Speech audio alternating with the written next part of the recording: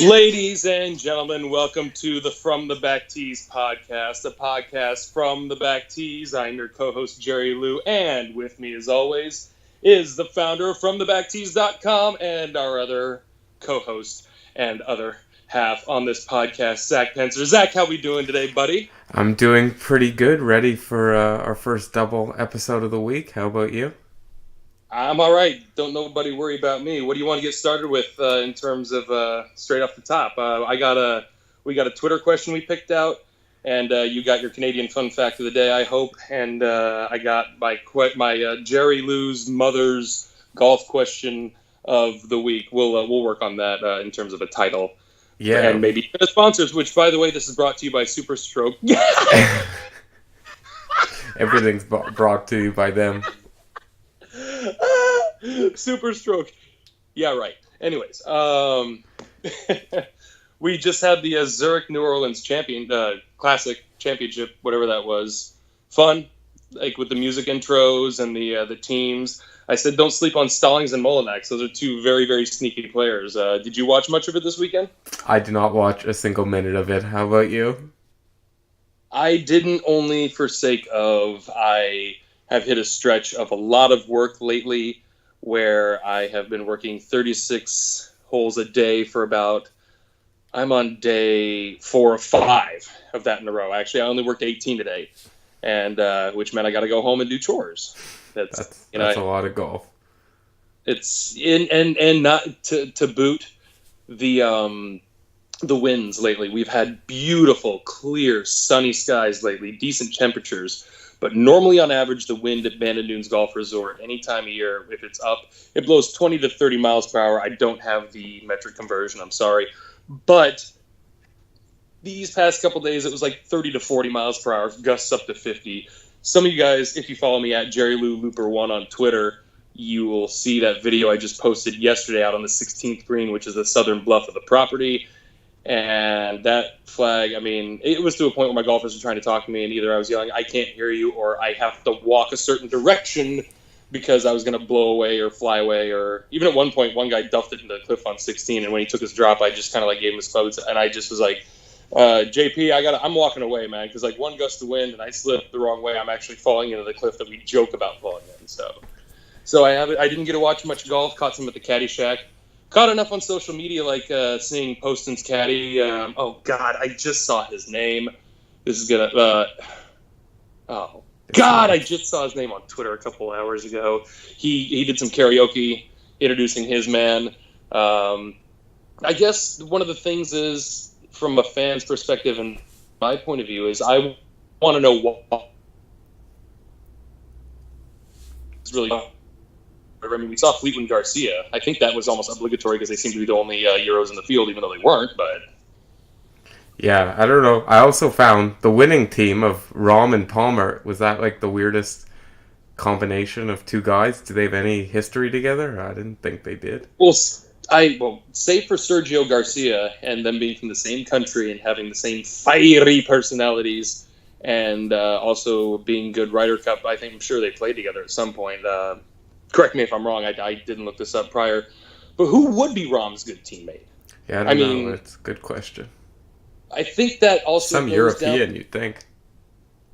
Well, I have no idea. I think it goes along the lines with golfers like Rory and DJ are golfers who also, I saw this on Golf Digest, there was a piece a couple months ago, and players who would benefit without having a caddy, and players who would like die out there without their man or woman. And essentially, they said, like, guys like DJ, guys like Rory, they're kind of on autopilot. Anyone could be their caddy, and they're probably going to still shoot 70, 69. It's not their performance is not going to be dictated off of comfort or familiarity with their jock. But then you got guys like Pat Perez, where Pat's a great guy, great golfer, but he essentially sits there and waits for his caddy to do all the work, and then not do all the work. And I forget his caddy's name. I've heard it before. There's so many names to remember, but he essentially will tell. Like, he'll just hand a 6-iron to Pat Perez and be like, hey, high cut, right side. His caddy crunches the numbers. And Pat will just be like, thank you, grab the club, and just go try to execute. So, I mean, Pat's on the record as saying, like, yeah, if I didn't have my caddy, I would just be out there, like, after 2 holes, I'd, like, probably, like, quit. I just pull my pants down and be like, "Mommy," and just like run off. I mean, and Pat's a very lucid, funny guy. He does good commentary. He plays good golf. He has some of the best takes in golf if you think about it. I mean, you've seen some of his stuff. Yeah, he's definitely he's got some hot takes there. And ladies and gentlemen, I also apologize if the audio quality is bad. We're going to try and keep this to a teeny twisty 45-minute episode, because when we wrapped our last time we recorded, as Zach and I were doing the post-show chat, the Skype just terminated, just like that. So we're hoping to still find a better way to do this. Yeah, we might be moving to Google Hangouts for the next one. Fair enough, because I'm watching you on the screen right now via Skype, and everything looks fine, but it looks like you're going in slow motion. Oh, that's not good. Well, not that we've had any pauses or like poor connections or whatever. Oh, also good news, I'm getting a second internet line because funny side story about this local crap hole that I live in this area in Oregon. There's one internet company, or at least that's who we got our internet through. They said they were the only ones, and they said the internet just sucked around here. Well, a door-to-door internet salesman from another company came by, and when I asked him a couple questions, he kind of looked at me like that was absurd to be like, "No, the internet isn't bad up here." I'm like, "I know, it's the 21st GD century. You can't sit here and tell me like, oh, you just never have clean water up here. This isn't Afghanistan. This is America. Come on." Maybe we'll have great connection then. I'll be getting, well, that line will be dedicated 100% to the media center in terms of like streaming. My girlfriend and I watch a lot of MLB TV pretty much constantly. It's the best. And stuff like that. So yeah, so if we dedicate one modem to that, and then the other modem can just be for like Christ. I mean, it's just my phone, her phone, and the tablet that I'm using right now when we need it. So anyways, folks, we apologize for any of the audio inconvenience, and we want to thank also, before we get out of hand, Michigan Sports and Entertainment. Hopefully we're still, their golf platform. I mean, they're a great platform. I love following them on Twitter. I've tried to actually cut down who I've been following on Twitter, and it's none of you guys. It's not like I dropped any of you guys who've been following me or that I give the follow backs to. But I realized, like, I stopped following Dustin Johnson. I did. There's a lot of people who don't tweet for themselves. There's a lot of people who don't have, like, I don't think I follow Tiger Woods, honestly. Yeah, well, he doesn't tweet for himself. And why would I? I've seen the things he tweets. They're nice updates or whatever, but it's like, but if it's news, we're going to get it somewhere else. And if it's something personal, and that's why I like, when I went and looked at the history and when I followed people, Justin Thomas, I only started following recently because I forgot. I'm like, oh yeah, that's a guy who has Twitter right in his pocket, and he uses it. Oh, he's great. And happy birthday to him. It's his birthday. What are you going to do? Oh, it is? Oh, nice. Oh, also, shout out to my father. He had a birthday yesterday, and easy to remember because Hal Sutton has a birthday on the 28th of April as well. How does that make it easier to remember? Because I don't remember Hal Sutton's birthday. Because my father really liked Hal Sutton, and they have the same birthday. They have the same, like, they're the same exact age, like same birthday, same year. You have to remember Hal Sutton's birthday though now. Well, the embarrassing thing, but it worked out for me for years, was I always thought my dad's birthday was March 28th. So I'd always give him a phone call on March 28th, and his birthday was April 28th. So that really got me out of hot water accidentally, but I still look like an idiot, so. Yeah, no, I'm pretty sure I still think my mother's birthday is the wrong day. I found that out when I was in the car with her, and when you call like the credit card companies and there's a security question. So I'm in the car with her, and it's on speakerphone. They're like, "What's your mother's birthday?" to get through. And I'm like, June 8th.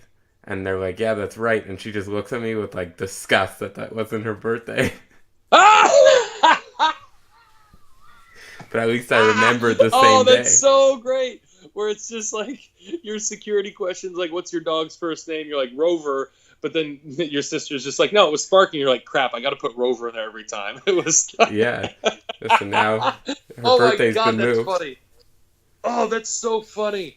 Oh, I like that. So yeah, I mean, I love getting off track there. But who could play with Rom? I don't, like I said, like with the DJ and the caddy thing, who could play with Rom? I don't think it matters. I think that guy is, for all the pitfalls that we put upon him and all the antics that we see from him, whatever, the kid's really young and he's really good. And I don't even care if he says he's working on it or he is or isn't working on it.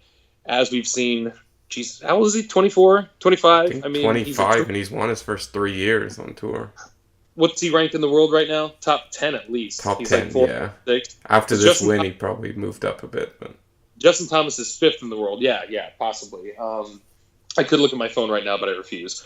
So is there anything else you want to talk about with New Orleans? I mean, because my favorite city, go Saints. Of course.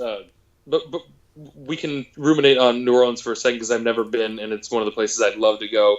But am I the only person?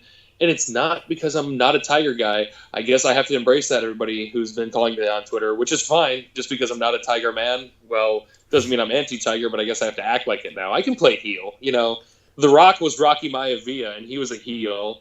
And even when he was The Rock, he was a heel. And he was still the most popular SOB in WWF history. So embrace it. Exactly. But, anyway, sorry about that. Look at the shirt I'm rocking, though. For the occasion. Yes, Zach is wearing the Tiger's back. Oh, also, real quick, shout out to my mom. She sent me a picture and video of her receiving her From the Back Tees hat. She says it fits a little big, but she's got a nice medium-sized head. And perfect. Because most of us got big bulbous heads, and that's why, things run large or whatever. But yeah, I'm sorry. Going back to, I'm not, even if I'm not a Tiger man, sorry, everybody, I feel like I still have Masters hangover. I mean, I had to unfollow an account the other day. I'm not going to say who they are because I don't promote that. But because they still kept saying, every morning they were announcing Tiger won the Masters. And I'm sure they made a declaration saying, if Tiger wins the Masters, I'm going to announce every day for 30 days that Tiger won the Masters. I'm like, yeah, that's cute. But after I kept looking, but that's the tweet. I'm just like, unfollow. Sorry. I'm full of BS, and I don't have time for BS. I mean, I'm a walking contradiction, ZP. What do you say? Yeah, I don't know. Tiger won the Masters, so I feel like we should just keep talking about it. Well, we so can. And you know what? I should have reached out to Nolan before this because he and I were tweeting about remember when he asked, do you ever have post-recording anxiety or blues or whatever, thinking what you could have said? I'm like, yeah. But luckily, in my head, I was kind of thinking to myself, well, Zach and I do this enough that we can, if I really want to get it out, we can do it next week or whatever. But I was thinking to myself what he meant by that. And I know exactly what I meant by that because I thought of some of the things he didn't say too, where I'm like, oh yeah, there was this stat too, and there was this thing too. But I mean, we just had so much stuff to talk about. I just listened to the No Laying Up Masters recap podcast. It finally just came through on my iTunes, and I still downloaded it and listened. That's how still I'm plugged into the Masters I am. I mean, I'm Allison. I just fell down the rabbit hole. I mean, I'm just stuck in time. I mean, is that the right book? Did I get that correct? I actually think it is the right book. No, but I didn't know she got stuck in time. I mean, I don't know. I know she falls down the rabbit hole. So, what's the tournament this week coming up? I think it's the Wells Fargo Championship. Oh, that's right. There's a reason why I didn't look because, and we can say what we will about our opinions on politics or business or whatever, but when it comes to the financial institution, I'm not a big fan, but I try to be friends with a lot of people that I meet, or not brown nosing or anything, but if you've seen the movie The Big Short, it's kind of the fiscal situation in America is kind of sad, but it's not like the bank's fault. It's one of those things where it's like, no, they're not crooks, they're stupid. But you're like, yeah, but how could somebody be that stupid? They must be crooked. Yeah, but no, they're just stupid. It's like a snake eating its own tail and it choked on itself. But I know, I meet a lot of fiscal guys, and maybe the reason why they like me is because right off the bat they say, hey, I know you get a lot of ire from a lot of people. I'm a fan. If I have a kid in the crib, there could be a soccer ball and a golf club in there, but I'm also going to put an abacus right next to him or her. And once they figure that out, they're going to TI 86, and they're going to like numbers because, I mean, I'm sorry. If I had another life to do it over again, I'd be a fiscal analyst, or I'd at least try to. I wouldn't sell out. I'm just saying analytics and numbers and statistics are in everything, or at least if you want to approach something properly, you need to look at demographics and statistics. And if you ignore that stuff, you're high and dry. So preach. Wait, so what is this? Besides the fact that the tournament's called the Wells Fargo, is that was just the rant that you're not going to watch because it's named after a bank, or you are going to watch? Wells Fargo is the one banking entity. I'm sorry if we have some fans that work for them. It's not a personal slight against you. I mean, a regional bank in Colorado offered me a job, and I kind of laughed at them. I'm like, do you know what you're doing? No, but Wells Fargo is the one bank that, in terms of what I know personally, I've seen it myself, and I know a lot about what in terms of America and the banking system. Wells Fargo are the biggest A-wipes in the business. I mean, every bank has a certain level of slime or a certain color or a certain stench. Wells Fargo is just like got their head up their ass and down in the sewer. They're just the worst. And coincidentally, that's my excuse for not knowing what the tournament is coming up. But do you know where the venue is? I mean, what the venue is? Uh, I could tell you. I only saw just now that it's there because now it's sort of Sorry, like a low period.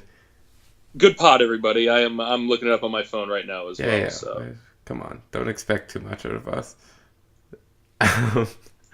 I'm still looking at John Rahm and Ryan Palmer. Oh, Garcia and Fleetwood took second handily. I mean, I thought that was kind of a not a comical, but kind of a cliche pairing.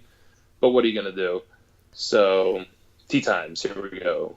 No, that's still. Why am I stuck on Zurich? The one time I actually. Oh my god. North Carolina. North Carolina. Is that a question mark or just the start of a description? No, that was the start of a description. For once, I wanted to actually give me. Well, wait, today's only Monday. Forgive me. Oh, God, see, I don't even know what day of the week it is, folks. That's why we're doing it early. Why does it keep giving me the leaderboard? That's oh gosh, I'm sorry. We're doing a pre-research of this upcoming tournament. Yeah, you know what? I need to pump my brakes. We don't need to talk about this. What would you like to talk about right now, Zach? No, that was a good talking point. I guess it's also a good time to point out that each week, our first episode of the week, or I guess, would you consider this our first episode of the week or second episode of the week? Why don't we just do episodes as we see fit and try to do 2 a week, or at least one a week? Honestly, because I mean, like you said, you've been under the weather. I've been slammed at work lately, and this is my one half day I have right now. So I mean, okay, well, for all intents and purposes, this is our not statistical episode where we don't talk about the upcoming tournament, and then we do one before that. Hey, that's a good idea. So we'll do episode 1 will just be us vamping, and then episode 2 will be the analytics portion of the future of what is the near future of mostly just PGA Tour golf. Basically. And also, Zach, aren't you going to get us? You got us some interviews, right? Coming up. I mean, we're going to splice them in. Who do you got on deck? Hopefully we're going to get some with some of the Canadian golfers who, let's say, they're on the PGA Tour, so you guys could take your guesses at who it's going to be. It's not Curtis Luck, though. It's not Curtis Luck. That's a real shame. I'm tuning out right now. I mean, no, I'm kidding. And then we're working on some other interviews. I guess I don't want to say their names just in case they don't do it or they might not like being... Well, I mean, isn't most of it found on the website in terms of... I mean, have you posted any of the interviews so far? No, we haven't posted any new ones. Oh, these are the extra ones you told me about. Oh, forgive me, because I remember right when I jumped on with you back in December 19th, you had just bagged another interview with another Canadian fella. Oh, yeah, that's on the website, Jared Dutois. Yeah, Jared, that's right. And I didn't... No, I saw his name written out on paper in my head, and I didn't know how to pronounce it. I'm like, oh, it's one of those French Canadians. Oh, this is gonna look bad. He's not French Canadian though. I made that mistake too in the interview. Is just straight up French, or he's actually South African? His family. Oh no! He's Canadian, but his family's from South Africa. I think he was from Saskatchewan. Gross. Sorry, South Africans or anyone who's an Ernie Els or Gary Player fan, but gross. I think we're good. I'm not saying subscribe to South African news, but you want to talk about like all the stuff that we're giving white people trouble for in this country for stuff that happened 150 years ago. It's going on right now in South Africa, and it's tipping right now to where the blacks are destroying the whites, and the whites deserve every single... I don't want to get into it because I'm sure there's two sides of the story, but no, not this one. Like, it all started with apartheid. I mean, everyone crack a book. South Africa is terrible. I mean, like I said, I love Ernie Els and Gary Player. Like, just a couple good apples don't mean anything, but... or Louis Oosthuizen, who he's a fascist. That guy's cost me so much money because even... That's why you hate him.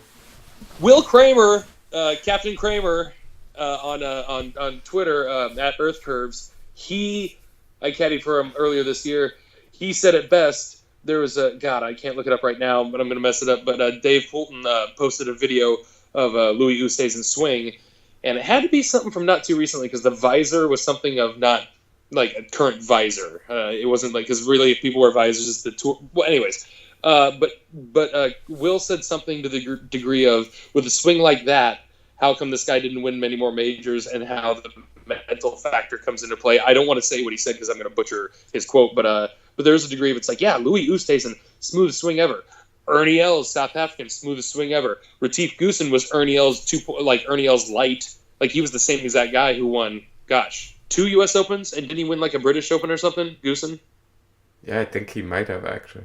I'm looking that up right now, but anyways, Sorry, that was my Louis boo on Oosthuizen. South Africa. But I've been live long enough to see South Africa like essentially get put on trial, and seeing them get like really drug over the coals for it, legally and illegally alike. And I'm not saying it's nice to sit back and see somebody else suffer, but wrongs are getting righted, and injustices are getting the vengeance is being served. And I don't know. There's a lot of parts of history that aren't told because they're embarrassing. I mean, I don't know. Anyways, let me look up. I was just thinking on Louis Oosthuizen. Has anyone? I always see people ranting on Twitter of him losing them money. Has anyone ever won money with Louis Oosthuizen? That's the real question. Well, what would you bet? You would have to bet him to make cuts, or you'd have to bet him to bomb, like me saying Paul Casey was trending at the Masters, and then he laid that freaking egg before the cut. I mean, that would have been one of those, like, Paul Casey to miss the cut 10-1. I mean, it's like, well, yeah, but who would just, unless you're a monkey throwing a dart at a board, who would pick that one? Who would see that one coming? Everyone who hates Louis Oosthuizen probably should have. They'd all be rich. Okay, sure, but we're talking about a subsect of like real degenerate gamblers here. I mean, we're not like talking about the Tiger crowd who would sit there and be like, every major, every year I put $100 in Tiger Woods regardless. There's tons of people who do that. And there's also a comma thrown in there and a lot more zeros. I mean, just because they like Tiger. I mean, Vegas spins off of that fuel of just stuffing cash into that gas can. It's just the way it goes. You're not wrong. You're not wrong. Retief Goosen has 2 majors, the 2001 U.S. Open and 2004 U.S. Open. Oh. And I remember that 2001 U.S. Open was at Southern Hills, Oklahoma. A lot of fun because Mark Brooks was in the clubhouse at like even or 1 under par or something. Don't tweet me. I know I'm off by a couple strokes, but that's not the point of the story. He was in changing his shoes and like on his cell phone telling his wife, like, he'll be on the flight or whatever. And Retief Goosen and Stuart Sink, thank God Stuart got his major later against old man Tom Watson. But they both approached the hole a couple shots ahead of Mark Brooks, and Stuart Sink proceeded to 4-putt the final hole to get a 6 or something. And he of his 4-putt, 3 of the putts were like within 5 feet at the end. Like, it was just like wah, wah, wah. I mean, he didn't go that fast. It was just like straight by. Like each time he had a 5-foot putt, he hit like 25 feet worth of putt, just like 10 feet, 10 feet. I mean, and so he finished like it, and this is the proverbial even par. Brooks was in there talking to his wife on the cell phone in the clubhouse, literally changing his shoes because a camera was running up to him, and he was at 1 under. And Goosen proceeds to 3-wiggle the final hole to shoot to finish it 1 under. And they're saying like, "Hey, Mark, you gotta stick around for the playoff tomorrow." Mark's like, "Oh, hey, honey, whatever." And like Sink was about ready to blow his brains out. Goosen just like his shoulders were slumped. It was terrible. And then, as any proper U.S. Open playoff goes, they go out there the next day, and Goosen shoots like 1 over, and Brooks shoots 6 over. For Goosen, the cloaked Klingon vessel that he is, to just sneak up real quickly, swinging exactly like Ernie Els. That's why I said he was Ernie Els light. I mean, and Ernie Els, in my opinion, will always have the finest swing in all of golf. Yeah, that sort of brings me on a slight tangent. What are your thoughts on the fact that the U.S. Open got rid of the 18-hole playoff? It makes sense, unfortunately, because it's one of those things where it's very much like how when Jason Day won at the Farmers a couple of years ago down in San Diego, there was a playoff, and I actually, because I get free tickets every year to the Farmers for being a veteran, they said on Monday, I'm like, hey, even if they just play 1 hole or just do 1 putt or whatever, suspended, whatever, wouldn't it be fun to be part of the dozen or 2 people who drove out there and parked and walked through the stands or whatever, just see 10 minutes of golf to see Jason Day win the tournament? And the Century Club of San Diego, I don't mind saying the name because half of them is really good at hospitality, like really white glove treatment. The other half is very lacking and falls short with availability and variety of things. But that being said, they didn't allow the crowds to watch. and it was for a lot of reasons logistically. I get that. Like, everyone has to go back to work. People have to travel back to the next tournament, yada, yada, yada. There's several things. And playing 18 holes, even though it, in my opinion, much like my favorite play in baseball, or one of my top 2 favorite plays in baseball, is the play at home plate. That's actually, that's my favorite. Yeah, the close call at home plate. It's the purest form of sport, in my opinion, where, and especially at the U.S. Open, where you have the hardest conditions. You've just gotten your nuts kicked up to your throat 4 days in a row, unless you're really accurate or really slaying the course. And then for the playoff, which in my opinion, all playoffs should be sudden death. I just like it that way. Like, you finish right then, you just keep playing until it's dark, just keep sudden deathing it. The 18-hole playoff, grisly. You want to talk about, like, it's like American Ninja Warrior meets Seal Beach, where it's just kind of like, okay, like that's why the Rocco Tiger 18-hole playoff was so majestic, especially knowing what you know about how Tiger's career progressed for the next 11 years after that, and how Rocco's coming out saying, like, yeah, basically I was a drunk. And I'm like, yeah, well, we got eyes, Rocco. I mean, it was a playoff of a playoff. Yeah, that too. I mean, I've read the U.S. Open book several times, and I forget so many times how many playoffs. Yeah, it's just so many. So what is it now? It's 2 holes? Now it's 2 holes, yeah. One of the things I'm for, though, which no one's going to agree with me on, is that after the tournament ends, if it goes to a playoff, they should just keep playing in the dark. If you lose, you lose. I would have to do my best to research if they ever played in the dark back in the day. I would guess they did.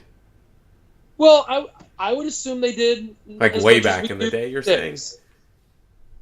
Well, what I'm saying is the notion of it doesn't matter if it's the year 1719 or 2019. I feel like the same amount of people who want to golf in the dark would. And it's like, glowing golf balls aside, that's stupid. If anyone, glowing golf balls are fun if we're all playing them and we're all screwing around. But they literally, like, you may as well play a range ball in terms of, like, performance. I know it's not about performance, but it's like, well, it's too gimmicky then. It'd be like if you had to drive at night and you had, like, real special headlights, so you could only go 20 miles an hour. It's just like, well, screw that. I'm not driving at night then. Yeah, that I get. But for the golf, I feel like it gets dragged out, and the worst is when it's like a big event, and what was it with Casey and, or it was with Mickelson? Who was it, Mickelson and someone, where they didn't play the last hole at night, and then they come back in the morning, like 8 in the morning for 1 hole.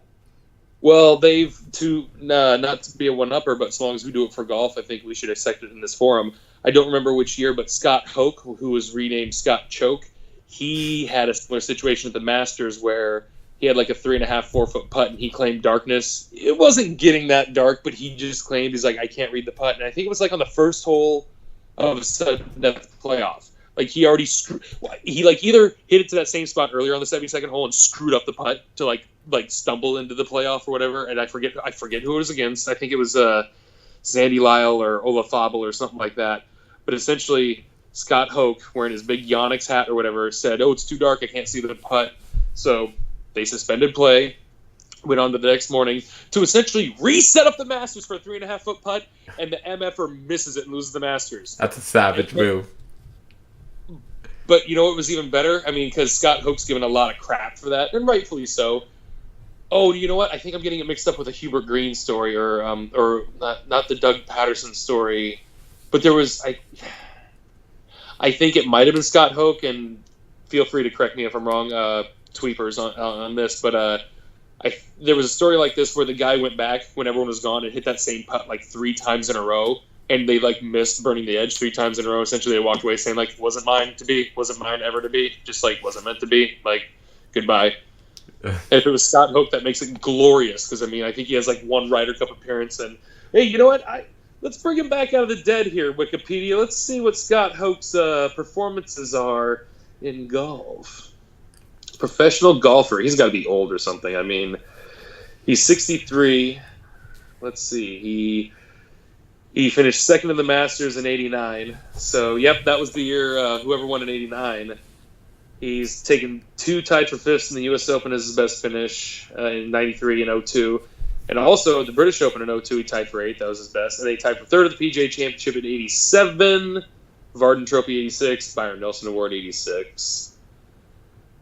Anyway, Scott Choke. Looking up his majors here, he's got my stars. 1, 2, 3, 4, 5, 6, 7, 8, 9, 10, 11, 12, 13, 14, 15. 15 top 10s in the majors. Not too shabby. Scott, not too choke. Not too much of a choke. That's like calling Chucky 3 Sticks a choke artist. I mean, Yeah. So, what do you want to address next year? I guess we could go into the questions first. I guess we'll shout out to people listening to subscribe and rate 5 stars, so we could start appearing up there, with the other golf podcasts. Yeah, and absolutely. Send in any suggestions you got, and we can move on to some questions. So we got, let's see. I mean, let's do the Twitter question right now, so I'm not stalling here. This question comes from CB at Beardy'sC72, and this question mostly just pertains to me here. Zach, why don't you have it in front of you? I got it in front of me. Exactly. I'll read it out to you. So the question is, why is Pacific Dunes so hard to score at? And the CB says, I've played every course multiple times and broke 80 easily in okay conditions, but get crushed every time by Pacific.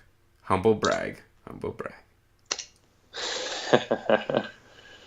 Well, that being said, Pacific Dunes is much like the Mormon Tabernacle in Salt Lake City, where it is incredibly hard to score. But if you say the right things to her... No, I'm kidding. That was looking good there. Nate, I have a lot of Mormon friends. I would not want to make fun whatsoever, even though they have a great sense of humor. I've been to the Mormon temple. It crushes. I've heard some pretty wild enough things from non-Mormon folks about non-Mormon behavior in Salt Lake City. So I was not besmirching anything. So to catch people up, Bandon Dunes Golf Resort, we have 4 golf courses out there, soon to be 5. Pacific Dunes was our second installment, built in 2000 or opened in 01 or 02. Pretty sure it's 01. I know I was there, but if you look at some books or publications, it'll say 02. Anywho, of all the golf courses we have, Pacific Dunes to me has always been the most beautiful and always the most challenging. Architect Tom Doak is notorious for just essentially cutting out the rough and the fairways and the greens and the tees, but just leaving everything else, leaving the bunkers natural, leaving the landscape natural. He doesn't move sand around. He doesn't move hills around much if he doesn't have to. He leaves trees. He leaves bushes. He keeps it very natural. Pacific Dunes is a picturesquely most beautiful course. At Bandon Dunes Golf Resort, it ranks as the highest amongst the ladies because they have way far up tees, so they don't have to deal with a lot of the bullshit that we do from the green tees, which that's how our tees go. Black for the tips, then greens, which are normally like your blues, then orange. No, orange is the, excuse me, let me start over. Black tips, greens, standard, golds, and then orange or reds, whatever you call them, and then blue for juniors. So anyways, Pacific Dunes, when I used to work there back in the day, we just had Bandon Dunes, Pacific Dunes, and Pacific Dunes was always to me the superior course in every regard, yet it was always harder. It was always hard, but nobody ever said bad things about it. Nobody ever stopped playing it. It was, as I always say, the hot chick who you see every night, Friday night at the bar. Not every night, just every Friday night, 7 p.m. You see her down at the end of the bar. You're just like, all right, here we go. And you don't approach her, but you send a drink her way. And she gets the drink without even looking at you, just sits there, and just drains the whole thing, and sets the glass back down, and just keeps looking straight ahead. And then you sit there and go like, ha-ha, all right, I'll try again next Friday. That's exactly what Pacific Dunes is. It's the hot chick that ignores you, but you just can't let her go. And really, aside from the layout being really difficult and 10 out of the 18 holes playing wind in your face, with 4 out of the last 5 holes playing downwind, which means in the first 13 holes you have 9 holes wind in your face. It's a gauntlet. I would say the goofy thing about PAC is, that's what we call Pacific Dunes, that really is super difficult, and this is nothing beyond just a weird anomaly, but I tell people, normally when you get a bounce or you roll into somewhere funky, it's a heads-tails situation if you're going to have a bad lie. Really, it's 50-50. But at Pacific Dunes, that MFing coin is a two-headed coin. When you bounce somewhere or you roll into somewhere, it's always bad. You're always in a divot. You're always in some weird sandy, zitty, I don't know, just some kind of lie. It's just the way the course is. It's almost like I want to say juju or karma. I don't see it happen at any other course with as much frequency as Pacific Dunes. And that, CB, is really, in my opinion, when it comes to layout or conditions or speed of greens or acreage of fairways or anything like that, I would say, for lack of a better word, karma. That's just it's Pacific Dunes is so weird. I did caddy for a club pro out of Missouri who he shot a 68 there. It's a par 71 course, and he was on. And I remember even on the sixth hole, I misshot the yardage, which I've only done once or twice. It was like 90 yards out, and I told him 110, and it kind of cost him. He still shot 3 under though. I mean, that's shabby. It's a beautiful course. It's amazing. But, I mean, the wind wreaks havoc with you. Even the holes that are downwind are not easy. Like, the first 3 holes are wind in your face, and all of a sudden the 4th hole is like, 410 yards on average, depending on where the green tees are. And unless you can hit the ball 250 yards, not counting the wind, you have to hit it straight down the fairway. To the right is the Pacific Ocean. To the left, bunkers. That's if you Google image Pacific Dunes number 4, you'll see one of my top 3 favorite holes in my lifetime. Because you just look at golfers and say, like, driver, straight ahead. Whether the wind's in your face or behind you, just driver, straight ahead. Or if they're a really accomplished golfer, give them a 3-wood. But so yeah, it's like you got 3 holes wind in your face, hard. Then the next hole is downwind, hard.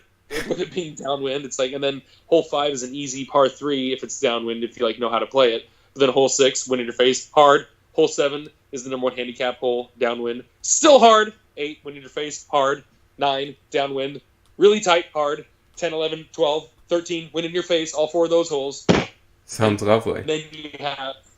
anyways. Sorry, that's it, CB. Other than the 2-headed coin theory, the difficulty, the natural cuts, it is by far the hardest course. I would also say Old McDonald is really difficult as well, but that's more so a course that frustrates the lower handicappers because they can never score there. But that's a course where guys like me can just go out there and get an 84 blindfolded. I mean, it's just really not hard. So 84 blindfolded. I mean it. I really do. Do you got a Canadian fun fact for us? I do. So, behind Paris, Montreal, where I reside, is the second largest French-speaking city. In the world? In the world. Really? That's a good one. That's impressive. I mean, so dumb question, do you happen to have the list of, are you on your phone nearby or whatever to find the list I of can't tell you what's third. I could find it for you, though. Yeah, I mean, because... Okay, as you're finding it, what would you guess it would be? I mean, I'm trying to be as international as I can, but is it going to be something weird like Portugal? But they have Portuguese in Portugal. French. That's a good question. Okay, no, let's refine the question. Or I'll refine it for myself because you're looking it up. What is the city that speaks the most French after Montreal? Not what country. I mean...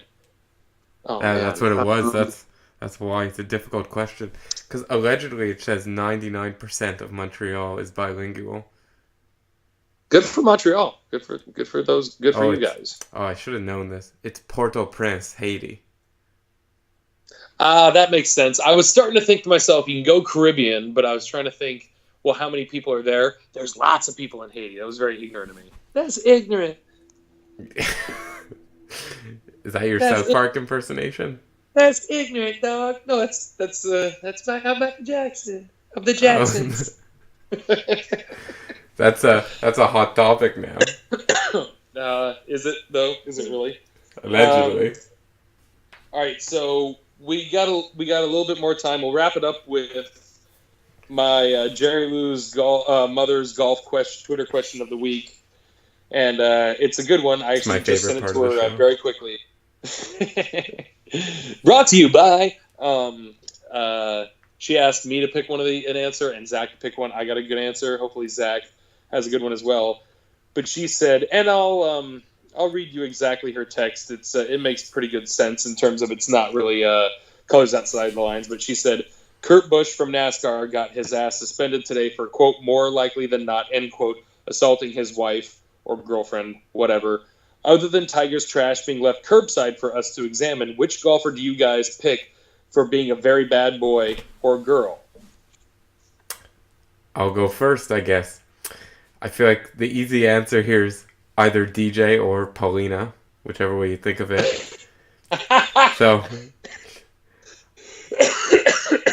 honestly, I guess his big thing was his coke suspension. But Well, besides that, that was for his. He had a bad back. Remember? I mean, yeah, exactly.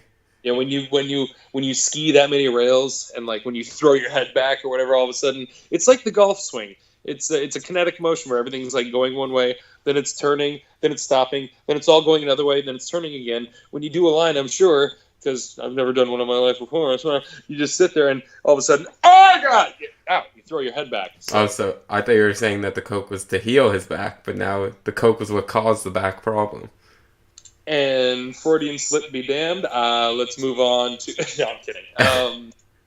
Uh, Well, I so mean, he's also 10 years ago. He was like clipping a couple tour wives or whatever on the reg on the side, and like essentially because there's such a brotherhood, and this will lead to my answer on tour.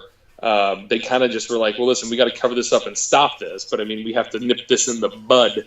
And yeah, I mean, it led up to allegedly DJ falling down the stairs in the Masters. You know, Hanes Sox lost a couple of stock points or Fruit of the Loom or something. no, he didn't allegedly fall down the stairs. He was allegedly pushed down the stairs. He fell down the stairs for sure. That's fact. We just don't know how. That's the quote of the week. That's the quote of the week right there. That's the podcast title is He was allegedly he was- pushed. just quote allegedly pushed down the stairs. It Oh, is it's what funny. it is. So yeah, DJ's a really really good answer. And it's funny because like the sad thing is, Elon busting Tiger in Thanksgiving of 2009 wasn't really one of those things that like in terms of his list of indiscretions or the things that are about to happen that were more crippling career wise. Her like divorcing him and him backing up his car into a fire hydrant because she was chasing him out of the house with a golf club. I mean, those really to me seem like just like, you know, like jaywalking offenses on his rap sheet, so to speak. I mean, it was his DUI or like his surgeries or whatever that like really kind of upended him because yes, we did find out of all his romantic dalliances because Elon, you know, whatever. But I mean, well, that's how exactly the story was going to unfold. I mean, that's what happens. Unless you find out, we don't know anything, the extent of anything. So, Yeah, but but I mean, the one I got, what's that? all in all, golfers, they might have these things with other people's wives, but you hear about all this stuff with these football players like Tyreek Hill recently and all this. Golfers are trying to look real good. Well, here and all we have here is Matt Kuchar just not giving people putts and stiffing Mexican caddies. Yeah. That's all that happens on the PGA Tour, as far as we know. People need to just look at the NFL a little, and then you get a better perspective. Well, kind of unfortunately, in a similar light, this leads to my answer, where my answer to her question is Tommy Armour III, because in the '90s especially, we may, a lot of you may or may not know the name Tommy Armour and Tommy Armour Jr. Big names in golf, both father-son major winners. They made the Tommy Armour golf clubs, the 845 Silver Scots that Boom Boom played. His and a lot dad of us shot a have hit 23 on a hole. What's that? His dad shot a 23 on a hole. That's what I learned last week. I remember that, actually. I hadn't thought of that until now. That's funny, yeah. Good call. Anyways, but Tommy Armour III, and this goes to show you the brotherhood that is the PGA Tour with all the male players. Tommy Armour III was a fringe golfer. I don't even think that he really like placed anywhere in the majors. I don't know how many tournaments he won. He mostly, I don't want to say he was, I certainly don't mean this in a bad way that he was riding off the coattails of his money or his family or his name, but he was known to roll around, and this is back in like 1999, in $1,500 pair of slacks. He had like nice haircuts, but him and his girlfriend at the time, whomever it was, were notorious for, how you say, being awfully domestically violent with each other, but more often than not, it would turn into like a very romantic lovers, went from lovers quarrel to, went to quarrel to lovers quarrel to something hot and steamy, and they would destroy hotel rooms, first out of anger, then out of lust. And meanwhile, with the same 7 to 10 tour players greasing the palms of the hotel staff, just like handing them wads of hundreds, saying like, "Don't worry about it. Yeah, you'll have to fix the room, but these guys are fine. Just don't worry about it." Not healthy behavior, and not even a big name on tour ever. I'm looking at his. You know what his best finish at the Masters was? Cut 1990. No, that's surprising. I mean, well, this is how small time he is. Best finish at the U.S. Open, tied for 40th. Best finish at the Open Championship, tied for 28th. Best finish at the PGA, tied for 24th. Oh my God, his Wikipedia page has nothing. He has 2 PGA Tour wins, 8 total wins professionally in his career, and I gotta see his major championship records here. But yeah, folks, Tommy Armour III, he, oh my goodness. So he is teed it up in 1, 2, 3, 4, 5, 6, 7, 8, 9, 10, 11, 12, 13, 14, 15. He's teed up in 15 majors and got cut in 1, 2, 3, 4, 5, 6, 7, 8. He got cut in over half the majors he played in. He's the anti-Tiger Woods. That's garbage. And yet he was a rich MFer, and everyone protected his butt. I mean, that's just the way it goes. So, anywho, that was the question that I had. I mean, I was thinking DJ, but Tommy Armour III was. I mean, isn't that just like the best, most white collar version of like what a golf's bad boy is Tommy Armour III? And when he comes in, he looks like he has a $100 haircut.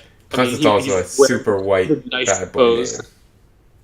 Well, look at David Sims and Tin Cup. Look at Shooter McGavin in Happy Gilmore. I mean, these guys are supposed to be middle-aged, white, starchy douchebags who make sure their stupid shirts are tucked in. And much like as I saw in Caddyshack in the past couple weeks, Robert Stack is meant to play the young, ambitious pro, not pro, but the member at the club who's supposed to beat Jackie Gleason. It's like, Robert Stack, he's looked like he's 50 years old from birth. I mean, there's nothing young or just vibrant about him. It's just, hello everybody, on tonight on Unsolved Mystery. I mean, you get it. Oh, I see you liking Zach's Nolan's tweet. Yeah, we got one more question. We'll go back to it. Let me read it to you then. I'm not going to read the first part here, but he said, was the Zurich tag team a legitimate tournament? They hand out official world golf rankings FedEx points for that. Should they not? Do you know if they do? They do. I looked into it. Here, so this is John Rahm gets an official tour victory from this? Yes, you get 2 years exemption for the win. I think it's a legitimate tournament. There should be a purse to it because people are watching. But I think the official world golf ranking, the FedEx points, is a huge joke because you have guys like Chase Koepka who, because they're brothers with the top player in the world, are now getting boosted up over all these other guys. Had Tiger Woods had a younger brother who was 1,000 in the world, he'd get to play this tournament every year with one of the best. Well, if he wanted to teed up with his brother, sure. I mean, I'm just using an example. Or any of these guys from the same countries, they're getting boosted by the other guy. Clearly, unless they somehow did it that every team was equal through world rank. You had the one with the worst, two with the second worst, like that. But right, good call. Well, Zach, Chase Koepka lucked out, is what I'm saying. Is there anything else you want to address before we wrap this up? We're just about to hit 50 minutes, which is the sweet spot. No, I guess that's all. I guess we'll be back either tomorrow or the next day for our quick preview. I think Wednesday works for me, for sure. I'm doing another 36 tomorrow, but tomorrow the weather is supposed to be cherry, no wind. Well, less wind, but less wind will feel like no wind. So yeah, we'll get it out Wednesday night. If anyone wants to find me, you can go to the About Me page at www.fromthebacktees.com. That's the whole nucleus and that we all huddle around for warmth of this endeavor. And you can also find me primarily on Twitter at JerryLouLooper1, the number 1. Thank you again, Michigan Sports and Entertainment. And Zach, where can they find you? You got anything else you want to say? You guys can find me at From the Back Tees, and then through our website. And I guess be on the lookout. We're dropping some new merch this week. So that's right, the merch. We have a T-shirt coming up that I don't even care. This is coming from a perspective, and as a golf perspective, this is genius. This is brilliant, and this is what we call a teaser, folks. We'll talk to you soon, right?